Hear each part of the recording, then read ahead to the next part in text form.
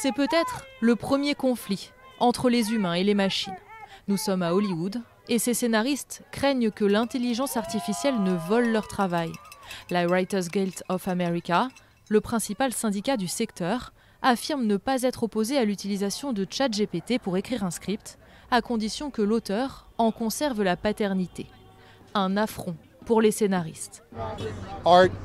L'art ne peut pas être créé par une machine. Vous perdez le cœur et l'âme de l'histoire que vous racontez. Dans intelligence artificielle, il y a le mot artificiel, donc l'histoire sonnera toujours artificielle.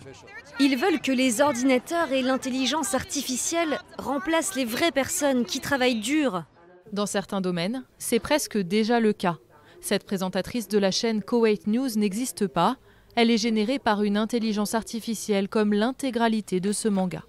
Mais pour André Gatolin, qui travaille sur le sujet, de nombreux autres domaines pourraient être concernés. Il y a une étude de Goldman Sachs assez récente qui parle d'un potentiel de suppression de 300 millions d'emplois dans le monde. À horizon 2030, donc c'est considérable parce que le problème, c'est qu'on analyse une technologie en soi avec les impacts directs, mais l'impact cumulé de deux révolutions technologiques, on peut prendre l'intelligence artificielle et la robotique, peut conduire à une destruction encore plus massive. Dans cette entreprise Amazon, par exemple, l'alliance de la robotique et de l'intelligence artificielle permet de se passer de manutentionnaires.